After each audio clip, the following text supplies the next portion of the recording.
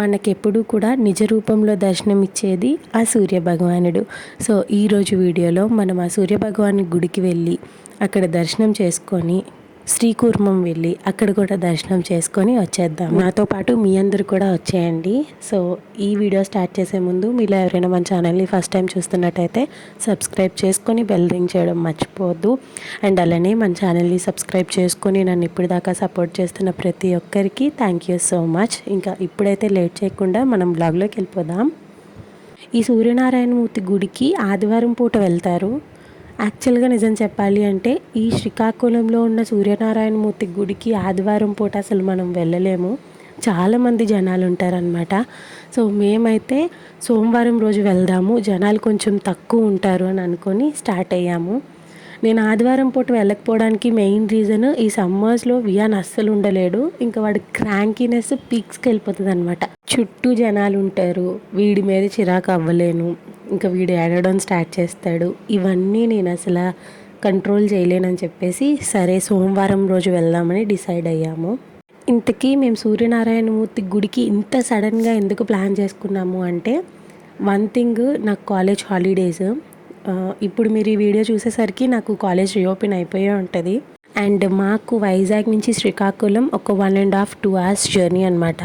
పొద్దున్న తొందరగా స్టార్ట్ అయిపోతే ఈవినింగ్ కల్లా ఇంటికి రీచ్ అయిపోవచ్చు అని అనుకున్నాం కాబట్టి ఇంకా వెంటనే స్టార్ట్ అయిపోయాము. మోస్ట్లీ వియాన్ బాబు కోసమే వెళ్తున్నాము. ఎందుకంటే లాస్ట్ 1-2 months బ్యాక్ నేను చెప్పాను కదా, వాడికి ఐ ప్రాబ్లం వచ్చింది. మొత్తానికి స్టార్ట్ అవుతున్నాము. మోస్ట్ ఇంపార్టెంట్లీ వియాన్ బాబు కోసమే వెళ్తున్నాము. యాక్చువల్గా నేను లాస్ట్ ఒక 1-2 months బ్యాక్ చెప్పాను కదా వియాన్ బాబుకి ఐ ప్రాబ్లం వచ్చింది అని. సో డాక్టర్ ఎప్పుడైతే వాడికి ఐ ప్రాబ్లం ఉందమ్మా అని చెప్పారో అప్పుడే నేను సూర్యభగవానుడికి దండం పెట్టుకున్నాను అనమాట. నా బిడ్డకి ఏం కాకూడదు, అంతా బాగుంది అంటే మీ దగ్గరికి వచ్చి దండం పెట్టుకుంటాను అని. సో ఆ దేవుడి దయ వల్ల వియాన్ బాబుకి ఐ ప్రాబ్లం ఏదీ లేదు. నేనే కాదు, నా ఫ్యామిలీ మొత్తం ఒక్కసారి ఇలా వణికిపోయామన్నమాట. ఫ్యామిలీలో ఎట్లా అంటే నేను, డాడీ, అత్తయ్య, we are like a sensitive people. But my mum is like అసలు ఏడ్చే రకం కాదు. But for the first time నేను వియాన్ విషయం ఇట్లా చెప్పగానే మా మమ్మీ ఫుల్ ఏడ్చేసింది. నేనైతే షాక్. మా నాన్నమ్మ మా మమ్మీని ఒక తల్లిలా చూసుకుంది. మా నాన్నమ్మ చనిపోయినప్పుడే మా మమ్మీ ఆడవలేదు, అట్లాంటిది వియాన్ గాడి కోసం ఏడ్చింది అంటే నేను ఫుల్ షాక్లో ఉన్నాను. సో అలా ఆ టైంలో అందరం చాలా డిప్రెస్ అయిపోయాము. బట్ సమ్హౌ ఆ దేవుడి దయ వల్ల ఇంకా వియాన్ బాబుకి అయితే ఏం కాలేదు. కాబట్టి ఇప్పుడైతే మా మొక్కు తీర్చుకోవడం కోసం ఆ సూర్య భగవానుడి గుడికి శ్రీకాకుళం బయలుదేరాము. సోమవారం మార్నింగ్ 6 o'clockకే స్టార్ట్ అవుదామని అనుకున్నాము. బట్ ఆ 6 కాస్త 7-7:30 అయిపోయింది మేము స్టార్ట్ అయ్యేసరికి. అంత పొద్దున్నే నేను బ్రేక్ఫాస్ట్ అయితే ఏమీ ప్రిపేర్ చేయలేదు, బయట ఎక్కడైనా తినేద్దామని చెప్పేసి ఇంకా ఈ రెస్టారెంట్ దగ్గర అయితే ఆగాము. మీ అందరికీ తెలుసు మేము ఎక్కడికైనా బయటికి వెళ్ళినా సరే ఇంట్లో ఫుడ్ క్యారీ చేస్తామని. బికాజ్ మా డాడీ అసలు బయట ఫుడ్డే తినరు, వాటర్ కూడా బయట తాగరు, అంత పర్టిక్యులర్గా ఉంటారనమాట ఫుడ్ విషయంలో. సో ఇంకా ఎప్పుడు ఇంట్లో క్యారీ చేసేదే కదా, ఈసారి బయట తిందాము అని చెప్పేసి ఈ రెస్టారెంట్ దగ్గర ఆగాము. And look at the ambience, చాలా బాగా నచ్చిందనమాట. అండ్ ఫుడ్ కూడా చాలా బాగుంది. ఈ రెస్టారెంట్ వచ్చేసి శ్రీకాకుళం వెళ్ళే దారిలో పైడి భీమవరం అనే ఊరి దగ్గర అనమాట. సో ఇక్కడ ఆగి మేము కొంచెం బ్రేక్ఫాస్ట్ అదంతా చేసేసి ఇంకా ఆ తర్వాత మళ్ళీ స్టార్ట్ అయిపోయి టెంపుల్ దగ్గరికి అయితే వెళ్ళిపోయాము. ఈసారి ట్రావెల్కి మాతో పాటు ఎవరు వచ్చారో చెప్పనా, నేను, మమ్మీ, డాడీ, వియాన్ బాబు, అత్తయ్య కాకుండా అనూష అండ్ బాప కూడా వచ్చిందనమాట. నాకు ఆపోజిట్గా కూర్చున్నది బాప అండ్ నా పక్కన కూర్చున్నది అనూష. అనూష పక్కన మా మమ్మీ కూర్చుంది. అత్తయ్య, వియాన్ బాబు, డాడీ వీళ్ళందరూ కెమెరా వెనకాతలు ఉంటారనమాట, ఎప్పుడూ ముందు కనిపించరు. మేము హోటల్కి వెళ్ళగానే ఫస్ట్ వియాన్కి ఇడ్లీ ఆర్డర్ చేసాము. సో వాడికి బ్రేక్ఫాస్ట్ నేను పెడతాను, ఈలోపు మిగతా వాళ్ళందరూ తినేయండి అని చెప్పేసరికి వాళ్ళు తింటూ ఉన్నారు. ఈలోపు వియాన్కి నేను బ్రేక్ఫాస్ట్ పెట్టేశాను. బయటికి వెళ్ళిన ఇంట్లో ఉన్న కాఫీ, టీ, మిల్క్ మాత్రం అసలు మిస్ చేయము. నాకు అత్తయ్యకి కాఫీ అండ్ మిగతా వాళ్ళకి టీ, వియాన్ బాబుకి పాలు, ఇవి కూడా ఆర్డర్ చేసాము. మనకి టేస్ట్ ఎట్లా ఉందో పక్కన పెట్టేస్తే the way we present the food కదా, అది బాగా అట్రాక్ట్ చేస్తుంది. అందరికీ దిస్ ప్రెజెంటేషన్ ఆఫ్ కాఫీ చాలా నార్మల్ అనిపించవచ్చు. But for me this was the first time. ఇట్లా ఒక టంబ్లర్ గ్లాస్లో కాఫీ వేసి అది నేను టేస్ట్ చేయడం నాకు ఫస్ట్ టైం అనమాట. నాకైతే బాగా అనిపించింది. అండ్ అది నాకు ఎలా యూజ్ అయిందంటే వియాన్ గడికి చక్కగా పాలు తొరపడానికి యూజ్ అయిందనమాట. సో ఇంక ఇక్కడైతే బ్రేక్ఫాస్ట్ కంప్లీట్ చేసేసుకొని ఇంకా చలో శ్రీకాకుళం వెళ్ళిపోతున్నాము. అండ్ వెళ్ళేటప్పుడు కూడా మీకు ఇక్కడ గ్రీనరీ చూపిస్తాను. నాకైతే ఆ ప్లాంట్స్ అన్నీ చాలా బాగా నచ్చాయి. ఒక నిమిషం ఒక ప్లాస్టిక్ ఏమో అనిపించింది, కానీ ప్రతి ఒక్కటి ఒరిజినల్ ప్లాంట్ అనమాట. ఆ గ్రీనరీ బాగా అట్రాక్ట్ చేస్తుంది ఐస్కి. మేము ఎక్కడికైనా ట్రావెల్ చేయాలి అనుకుంటే మోస్ట్లీ మా ఓన్ కార్లో ట్రావెల్ చేయడానికే ప్రిఫర్ చేస్తాము, rather than the public transport. So ఎప్పుడు ట్రావెల్ చేసినా డాడీకి హెల్పింగ్గా బాబాయ్ వాళ్ళు ఉంటారనమాట. మీరు నా తిరుపతి వ్లాగ్ చూసినట్టయితే అప్పుడు కూడా ఒక బాబాయ్ మాకు తోడుగా వచ్చారు. అండ్ ఆ తర్వాత మొన్న మేము మైద్దగైరం టెంపుల్కి వెళ్ళాం కదా, సో అప్పుడు కూడా మా ముందు ఒక కారు వెనకాతలో ఒక కారులో బాబాయ్ వాళ్ళు అండ్ మా ఫ్యామిలీ కజిన్స్ అందరం కలిసి వెళ్ళాము. ఇప్పుడు మేమున్న సరౌండింగ్స్లో బాప తర్వాత డాడీయే పెద్ద, మిగతా వాళ్ళందరూ చిన్నవాళ్ళు, అందుకనే నాకు బాబాయ్లు అవుతారు. బట్ పెదనాన్న వాళ్ళు ఉన్నారు, కానీ ఇక్కడ నుంచి కొంచెం దూరంగా ఉంటారనమాట. సో వాళ్ళు ఎక్కువగా ఇట్లా ట్రావెల్కి ఫ్రీక్వెంట్గా రారు. ఎక్కడైనా దూరం ట్రావెల్ వెళ్ళామంటే అప్పుడు వస్తారనమాట. ఇట్లా ఎక్కడైనా షార్ట్ ట్రిప్స్కి వెళ్ళినప్పుడు బాబాయ్ వాళ్ళు ఆబ్వియస్గా ఉంటారు కాబట్టి డాడీ ఈజీగా డ్రైవ్ చేసేయగలరు. రూట్స్ అన్నీ కూడా డాడీకి తెలుసు. But all of a sudden మేము సింగిల్గా ట్రావెల్ చేస్తున్నాము. This was the first time. So ఇట్లా ట్రావెల్ చేసేటప్పుడు ఏమైంది అంటే డాడీ రూట్ మర్చిపోయాడు. మొత్తం ఊరంతా తిరిగి ఆ తర్వాత టెంపుల్కి వెళ్ళామన్నమాట. సో గూగుల్ తల్లి తప్పైతే అసలు కాదు, గూగుల్ తల్లి కరెక్ట్గానే చెప్పింది. బట్ మా డాడీ గూగుల్ తల్లిని నమ్మలేదు. ఏం చేస్తాం, అక్కడున్న ఒకళ్ళిద్దరిని అడిగాము. అందులో ఫస్ట్ అడిగిన ఆయన వచ్చేసి రాంగ్ అడ్రస్ చెప్పేశారు. ఆ తర్వాత మళ్ళీ డాడీకి ఎందుకో డౌట్ వచ్చి ఇంకొక ఆయన్ని అడిగితే ఆయన చెప్పారనమాట, ఇట్లా వెళ్ళాలి బ్రిడ్జ్ కింద నుంచి అని చెప్పేసి. మీకు ఒక కామెడీ విషయం చెప్పనా, ఇలా అందరినీ అడ్రస్ అడుగుతున్నాం కదా, సో ఇక్కడ కూడా ఆగి అడ్రస్ అడుగుతున్నాము. మేము ఇట్లా అడ్రస్ అడుగుతున్నప్పుడు బాపకు అర్థమైంది ఏంటి అంటే మేము దారి తప్పిపోయామని. సో బాపు డాడీకి ఏం చెప్తుందంటే, బాబు నువ్వు ఎక్కడ ఏమీ ఆలోచించక మనశ్శాంతిగా డ్రైవ్ చేయు, మనసులో ఏం పెట్టేసుకోకు, బుర్రలో ఏ ఆలోచనలు రానివ్వక ప్రశాంతంగా దేవుడిని తలుచుకొని డ్రైవ్ చేయు, నువ్వు అదే దేవుడి గుడి దగ్గరికి వెళ్ళిపోతావు అని చెప్తుంది. ఇలా ఎల్డర్ వన్స్ ఉన్నారనుకోండి ఫ్యామిలీలో, వాళ్ళు ఎట్లా అంటే ఓవర్ కేరింగ్, ఓవర్గా థింక్ చేస్తారు. అది చాలా ప్రొటెక్టివ్గా, మనం ఒక ప్రొటెక్టివ్ హ్యాండ్స్లో ఉన్నాము అని అనిపిస్తుంది. ఇప్పుడు డాడీ సిచ్యువేషన్ ఎట్లా అంటే, నాకు father and at the same time బాపకి తమ్ముడు కాబట్టి నాకు డాడీ అలాగా సేమ్ బాప చెప్పిన వర్డ్సే చెప్పి జాగ్రత్తగా ఉండాలి అని కేర్ఫుల్గా చెప్తారు. నన్ను ఒక ప్రొటెక్టివ్ హ్యాండ్స్తో చూసుకుంటారు. నాకు ఇంత ప్రొటెక్టివ్గా చూసుకునే మా డాడీనే వాళ్ళ సిస్టర్ ఇంత ప్రొటెక్టివ్గా చూసుకుంటున్నారు అంటే నాకు ఇంకా హ్యాపీగా అనిపించింది. So it may be in any family, elder ones are the replicas of our parents. So మన పేరెంట్స్ ఎట్లయితే చూసుకుంటారో మన ఎల్డర్ వన్స్ కూడా మనల్ని అట్లాగే చూసుకుంటారు. బాప సడన్గా డాడీకి అలా చెప్తూ ఉన్నప్పుడు నాకు సేమ్ ఇవే వర్డ్స్ బ్రెయిన్లో రన్ అవుతున్నాయి అనమాట. సో ఒక్క ఎల్డర్ వన్ ఫ్యామిలీలో ఉండడం చాలా బెస్ట్ అని అనిపించింది. ఇంకా ఒక అంకుల్ని అడిగాము, ఆయన రాంగ్ అడ్రస్ చెప్పారు. ఆ తర్వాత ఇంకొక అంకుల్ని అడిగాము, ఆయన కరెక్ట్ అడ్రస్ చెప్పారు. ఈలోపు మళ్ళీ డాడీకి డౌట్ వచ్చి ఆ బ్రిడ్జ్ కిందన ఒక లేడీ ఉంటే ఆవిడని అడిగాము. She said the same direction. కాబట్టి ఇంకా ఇప్పుడైతే టెంపుల్ దగ్గరికి వెళ్ళిపోతున్నాము. ఇక్కడ మీరు చూస్తున్నారు కదా, ఇదే అనమాట మన సూర్యభగవానుడి టెంపుల్ యొక్క ఎంట్రన్స్. ఈ లోపలికి వెళ్తే టెంపుల్ ఉంటుంది. బట్ ఫస్ట్ కార్ పార్క్ చేసేసుకున్న తర్వాత మనం టెంపుల్లోకి వెళ్ళిపోదాము.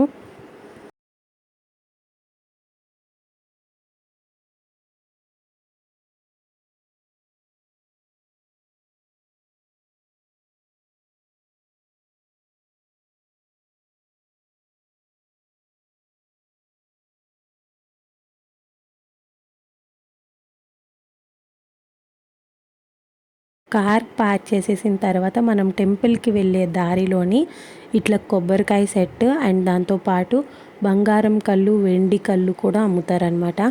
ఇంతకీ ఈ బంగారం కళ్ళు, వెండి కళ్ళు స్టోరీ ఏంటి అన్నది నేను ముందు ముందు క్లిప్పింగ్స్లో షేర్ చేస్తాను. ఇప్పుడైతే ఫస్ట్ మనం టెంపుల్ దగ్గరికి వెళ్ళిపోదాము.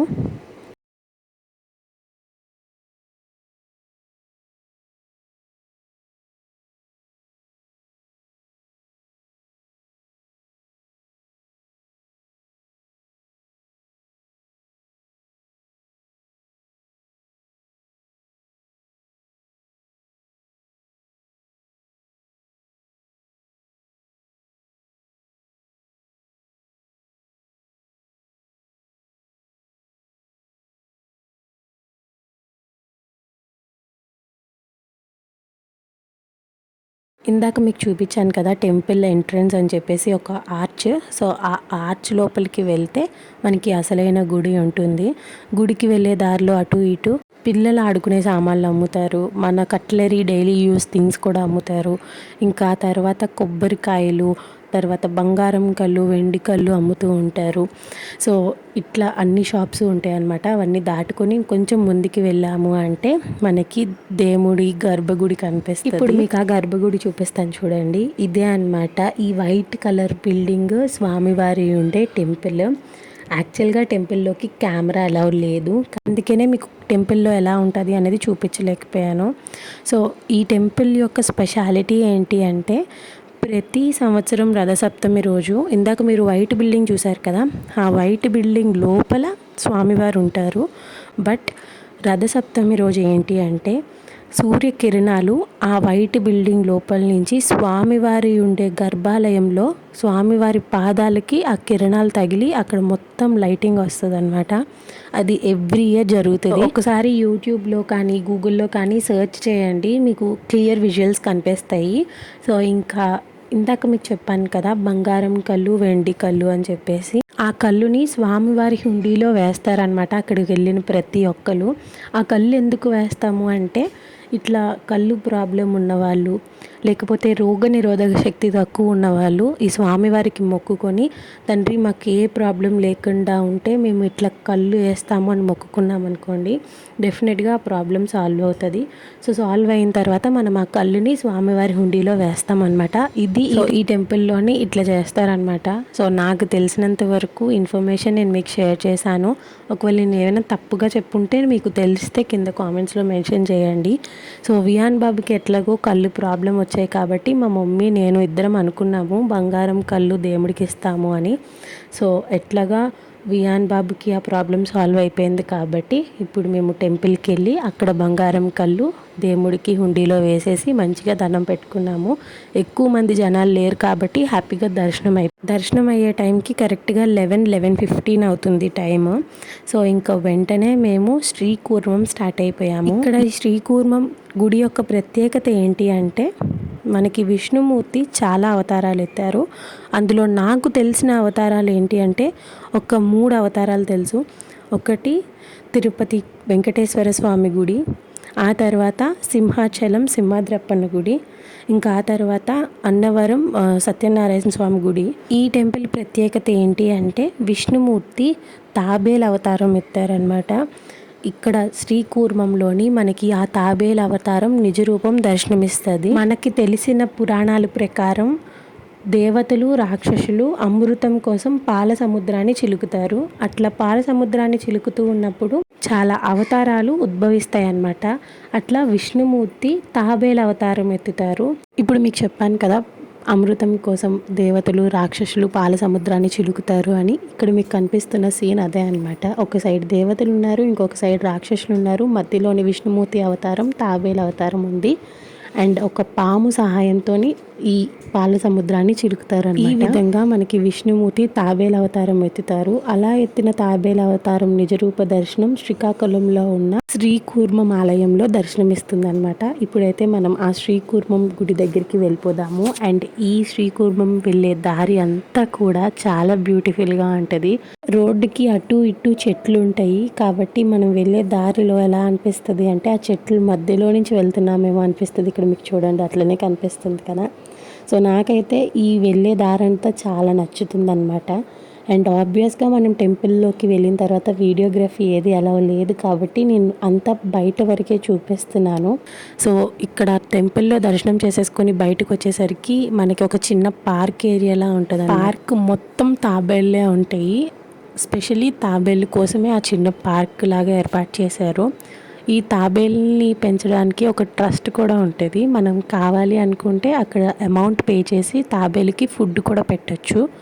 సో అసలు గుడికి వెళ్ళే దారి వచ్చేసి ఇక్కడ మీకు ఒక ఆర్చ్లా కనిపిస్తుంది కదా, ఆ ఆర్చ్ లోపలికి వెళ్తే మనకి అసలు గర్భాలయం ఉంటుందన్నమాట. సూర్యనారాయణమూర్తి గుడి నుంచి శ్రీకూర్మం వచ్చే దారి ఒక ½ డ్రైవ్ అనమాట. మేము 11:30కి సూర్యనారాయణమూర్తి గుడి దగ్గర స్టార్ట్ అయితే 12 కల్లా ఇక్కడ శ్రీకూర్మం వచ్చేసి దర్శనంకి వెళ్ళిపోయాము. యాక్చువల్గా మేము వెళ్ళింది సోమవారం, అది కూడా పౌర్ణమి రోజు వెళ్ళాము. కాబట్టి శ్రీకూర్మంలోని ప్రత్యేక పూజలు అయితే జరుగుతున్నాయి. ఆ రోజు మేము వెళ్ళేసరికి 12 అయింది కదా. లోపల మమ్మల్ని అందరినీ ఒక దగ్గర నించోబెట్టి స్వామివారి ఎదురుగుంటా స్వామివారికి పూజలు అయితే చేశారనమాట. చాలాసేపు ఒక 10 నిమిషాల పాటు అలా నిజరూపం చూసుకుంటూ ఉన్నామన్నమాట మేమందరం. ఆ 10 నిమిషాలు పూజ టైంలోని పంతులు గారు ఈ గుడి యొక్క ప్రత్యేకత అంతా మాకు వివరించారనమాట. కాకపోతే పంతులు గారు సాంస్క్రిట్లో ఇంకా క్లియర్గా చెప్పారు. బట్ నాకు ఆ స్టోరీ నెరేట్ చేయడం నా లాంగ్వేజ్లో నేను నెరేట్ చేశాను. ఈ 2 టెంపుల్ స్టోరీస్ నేను నెరేట్ చేసేటప్పుడు ఏమైనా మిస్టేక్స్ ఉంటే ప్లీజ్ నాకు కామెంట్స్లో చెప్పండి. అండ్ మీకు ఇంకేమైనా స్టోరీస్ తెలిసినా నాకు కామెంట్స్ రూపంలో షేర్ చేసుకోవడం మర్చిపోవద్దు. నాకు దేవుడి స్టోరీస్ వినాలంటే చాలా ఇష్టము. మెయిన్గా ఇలా నిజరూపం వెలిసిన దేవుడి స్టోరీ వినాలంటే ఇంకా నచ్చుతుంది. So please 2 comments in the comment section below మీకు ఇంకా ఏమైనా స్టోరీస్ తెలుసుంటే. శ్రీకూర్మంలో దర్శనంలో ఒక 10 నిమిషాలు మేము కరెక్ట్గా స్వామివారి గర్భాలయంలో స్వామివారి నిజరూపం చూసుకుంటూ ఒక 10 నిమిషాలు పూజలో ఉన్నాము. ఇంకా ఆ తర్వాత బయటకు వచ్చేసి అక్కడ తాబేళ్ళన్నిటిని చూసుకుంటూ ఒక 10 నిమిషాలు అక్కడ ఉండి ఇంకా వెంటనే వైజాగ్ రిటర్న్ అయిపోయామన్నమాట. ఇంటికి మేము రిటర్న్ వచ్చే టైంకి కరెక్ట్గా ఆఫ్టర్నూన్ 2 అయ్యిందనమాట. నేను పొద్దున్నే పులిహార చేసుకొని తీసుకెళ్ళాను ఇంటి నుంచి. సో మధ్యాహ్నం ఎక్కడైనా ఆకలి వేస్తే తిందాము అని చెప్పేసి. బట్ మేము ఎక్కడ వెయిటింగ్ ఏమి అవ్వలేదు. హ్యాపీగా దర్శనం ఒక 10 నిమిషాల్లో అయిపోయింది కాబట్టి 2 గుళ్ళలోని ఇంకా వెంటనే ఇంటికి స్టార్ట్ అయిపోయి ఇంటికి వెళ్ళిన తర్వాత పులిహార తిన్నామన్నమాట. అండ్ ఇంటికి వెళ్ళిన తర్వాత నేను పెద్దగా వీడియో ఏమీ తీయలేదు. సో చూసారు కదా మా ఈ చిన్ని షార్ట్ ట్రిప్ ఇలా ఎండ్ అయిపోయింది. అండ్ ఈ బ్లాగ్ని కూడా ఇక్కడితో ఎండ్ చేస్తున్నాను. ఐ హోప్ మీకు ఈ వీడియో నచ్చిందనే అనుకుంటున్నాను. మీకు కనుక ఈ వీడియో నచ్చినట్టయితే లైక్ చేయండి. మీ ఫ్రెండ్స్ అండ్ ఫ్యామిలీస్కి వాట్సాప్, ఫేస్బుక్ గ్రూప్స్లో షేర్ చేయండి. అండ్ ఇంకా అలాంటి వీడియోస్ మన ఛానల్లో చూడాలి అనుకుంటున్నారో నాకు కామెంట్స్లో షేర్ చేసుకోవడం మర్చిపోద్దు. అండ్ నెక్స్ట్ అని కూడా ఫ్యామిలీ బ్లాగ్స్ రాబోతున్నాయి అనమాట మన ఛానల్లోని. సో ఆ బ్లాగ్స్ అన్ని మిస్ అవ్వకుండా చూడాలి అంటే ఛానల్కి సబ్స్క్రైబ్ చేసుకొని నోటిఫికేషన్ బెల్ని ఆన్ చేయండి. నేను ఇలా వీడియో పెట్టగానే మీకు అలా నోటిఫికేషన్ వచ్చేస్తుంది అనమాట. సో నా వీడియోస్ అన్ని మిస్ అవ్వకుండా చూసేయచ్చు. సో ఇదండి ఇవాళ ట్రావెల్ బ్లాగ్. అయితే మళ్ళీ ఇంకొక మంచి వీడియోతో మీ ముందుంటాను. Once again thank you all so much for watching till the end.